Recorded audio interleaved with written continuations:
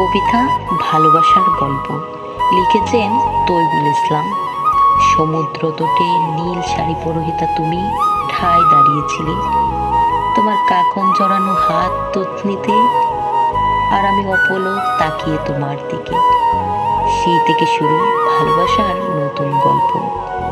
4 দশক ধরে চলছে, কিন্তু তুমি একটুও বদলাওনি, আগের মতোই আছো।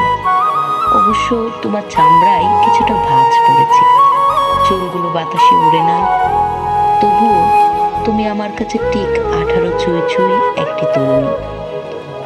ঠিক যেমনটা ছিল নাটোরের বনলতা সেন, জীবনানন্দের মনের মন কোটায়, তুমিও যে তেমনই আছো। তবে একটা কথা কি জানো নীলু, সব কিছুর উপসংহার হয়, কিন্তু ভালোবাসার কোনো উপসংহার হয় না।